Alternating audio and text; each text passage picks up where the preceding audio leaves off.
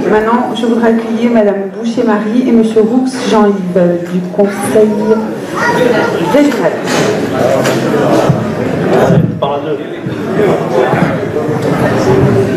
Donc, Monsieur le sous-préfet, Mesdames, Messieurs les élus, Madame la Présidente, Mesdames, Messieurs, mes chers collègues,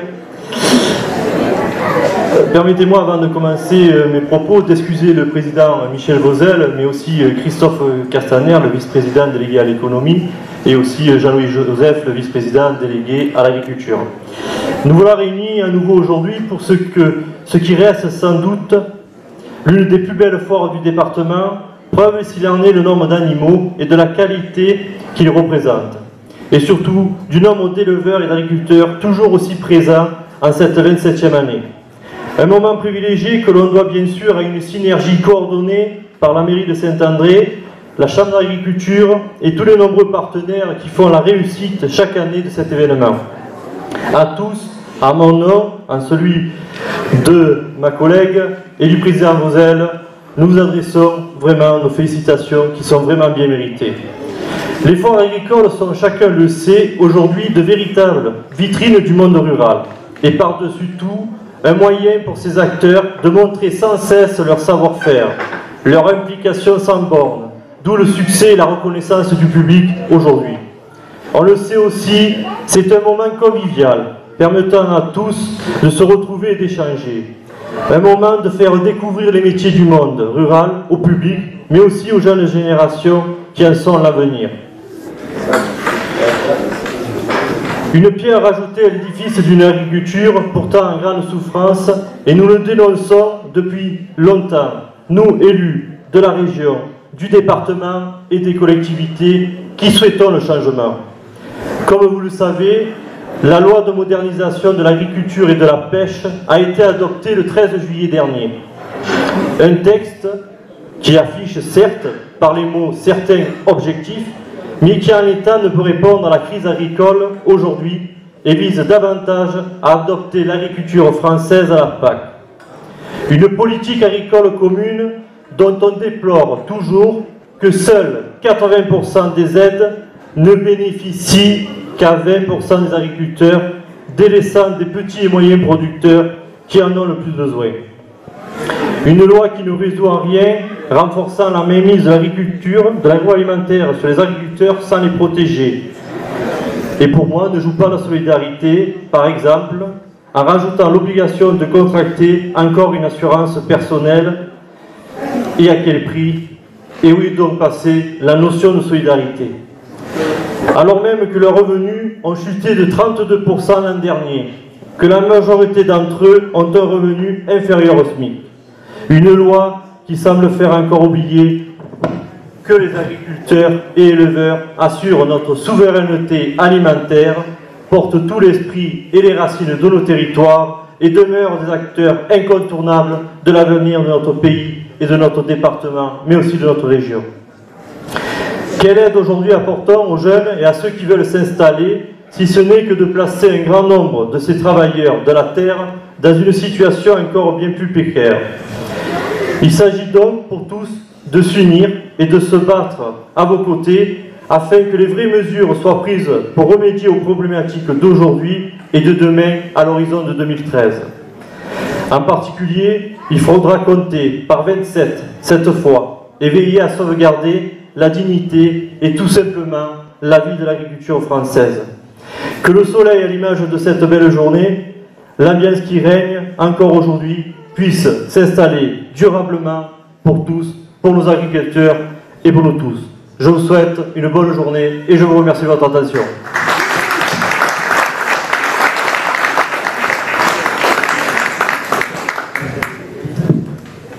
Nous sommes venus à deux pour remplacer nos illustres collègues et notre président absent. Donc bonjour à toutes et à tous et merci de votre accueil, vous dans la salle et vous derrière moi. Il y a en effet des moments dans la vie d'élus où nous ressentons la joie, la fierté de participer à des projets ayant du sens, utiles et porteurs d'analyses réalistes et de perspectives. Et on peut se mettre à rêver d'un avenir heureux. Eh bien, je crois pouvoir dire qu'aujourd'hui, dans cette ambiance de foire agricole, dans cette belle commune de Saint-André-les-Alpes, dans ce beau territoire du pays A3V, autour de ce projet de charte d'agriculture durable. Cela fait en effet partie de ces instants où on se sent investi, où l'on prend de l'énergie pour avancer sur des choix majeurs pour nos territoires et notre vivre ensemble durablement. Celui-ci doit en effet rester respectueux des hommes et des femmes, mais aussi valoriser plus encore les ressources de ce même territoire. Je voulais, et nous voulons avec Jean-Yves, saluer cette démarche, la qualité du travail et du diagnostic, la coopération entre tous les acteurs, comme l'a rappelé que ce soit Gilbert Sauvant ou Henri Dalbiès, professionnels, institutions, élus, citoyens, qui est aussi la marque de fabrique de ce pays A3V et son exemplarité pour beaucoup. C'est un projet de proximité aussi, inscrit dans des valeurs de développement local et rural. Ces partenariats dynamiques se sont regroupés et mobilisés au service d'une activité essentielle pour ce territoire, l'agriculture et ses agriculteurs. Parce que les constats sont difficiles, pas simples, ils en deviennent primordiaux pour notre avenir commun. Ils sont pour nous, élus régionaux, services, et pour le président Michel Vauzel, les enjeux forts de notre projet politique, que nous devons de réussir, malgré un contexte de fragilisation de nos collectivités. Nous continuerons à soutenir et à partager avec vous ces projets qui font de notre région solidaire, responsable, protectrice des ressources naturelles et fédératrice de la créativité de ces territoires tels que le vôtre. Ces projets co-construits et cofinancés doivent le rester. C'est une garantie d'égalité et de maintien de la diversité régionale.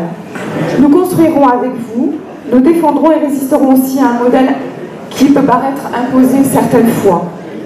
Le pays A3V, son conseil de développement, participation et démocratie n'est pas un vain mot, a démontré depuis longtemps son application dans le quotidien des habitants, sa pertinence et dans le développement de cet espace de vie, d'accueil et de réalisation. L'agriculture est un pilier essentiel, comme le tourisme, pour ce territoire et pour notre région. Sans elle, sans les paysans, sans les productions, sans cet aménagement et entretien de ces montagnes et vallées, rien ne serait vivable.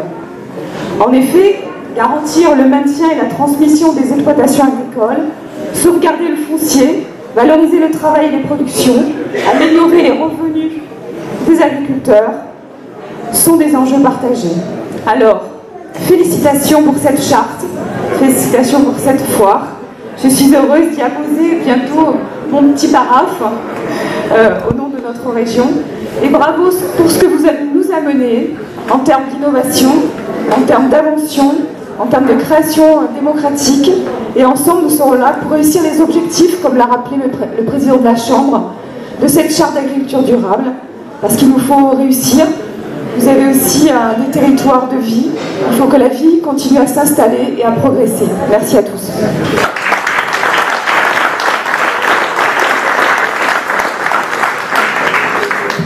Merci beaucoup. Maintenant, j'appelle Monsieur le sous-préfet Pierre Correux. Merci, Madame la Présidente, Monsieur le maire de Saint-André, Madame et Messieurs les élus régionaux et départementaux, Monsieur le Président de l'EPAC, et dans la Chambre d'agriculture, Mesdames, Messieurs. Je voudrais tout d'abord très rapidement féliciter moi aussi donc, la présidente de l'organisation de cette foire, qui est une vitrine très importante de l'activité agricole et pastorale dans le département. Dans un contexte difficile, c'est vrai que le monde rural, qui n'a pas seulement uniquement l'agriculture, mais le monde rural d'une façon générale, actuellement souffre. Il souffre parce qu'il est difficile de vivre dans un pays, ici, où les conditions ne sont pas toujours faciles, ne sont pas toujours évidentes, et il est absolument indispensable, dans ces conditions-là, et je me réjouis qu'à travers la signature de cette charte, ce soit fait aujourd'hui, il est absolument indispensable que l'ensemble des acteurs qui participent, qui vivent dans ce monde rural et qui participent à la vie dans ce monde, eh bien, travaillent ensemble, se servent du coude. Quand quelqu'un souffre, eh bien, on ne reste pas seul dans son coin. On essaie de travailler ensemble et de faire en sorte que, tous ensemble, on essaie d'améliorer les choses. Et je crois que la signature de cette charte va être l'occasion de montrer la mobilisation de l'ensemble des acteurs, à tous les niveaux, aussi bien au niveau institutionnel, mais aussi au niveau des associations, au niveau des particuliers, au niveau des individus. Je crois que c'est important qu'effectivement chacun se sente concerné, se prenne en charge et essaye de se dire bon, on va essayer tous ensemble d'améliorer un peu la situation. Ça c'est vrai pour tout, c'est vrai pour le monde rural, c'est vrai aussi pour ce qu'on vit et ce que vivent les éleveurs, notamment dans certaines circonstances difficiles, et certaines ont été citées notamment par le président de la Chambre d'agriculture par rapport au loup. C'est vrai qu'il y a actuellement des problèmes par rapport à ce loup qui effectivement crée de plus en plus de difficultés et attaque de plus en plus de bêtes, mais il y a des moyens à mettre en œuvre, tous ensemble encore une fois, des moyens qui ont été prévus par l'État et par les différentes organisations pour faire en sorte qu'on augmente les moyens de protection et puis on fasse en sorte qu'il y ait aussi des mesures qui soient faites pour éviter la dissémination trop importante de ce loup. Toutes ces mesures-là, c'est ensemble qu'on les fera, c'est ensemble qu'on arrivera à les faire rendre rentables, si je peux dire, et c'est ensemble qu'on pourra améliorer la situation. Voilà, je ne veux pas m'étendre beaucoup plus parce que beaucoup de choses ont été dites. Je crois que, d'une façon générale, la foire aujourd'hui montre qu'il y a une volonté de l'ensemble des acteurs de travailler ensemble et de faire que ça se passe un petit peu mieux dans notre monde rural. Moi, je crois qu'on marche sur deux jambes. Hein. Il faut que donc on soit ensemble pour faire en sorte que, effectivement, l'amélioration se fasse dans ce monde-là. Voilà, très rapidement ce que je voulais vous dire, hein, sans rentrer directement dans les détails, mais je crois qu'aujourd'hui, par l'organisation de cette foire et par le fait que tous les acteurs soient présents ici, eh bien, on peut quand même être relativement optimiste pour l'avenir. Je vous remercie.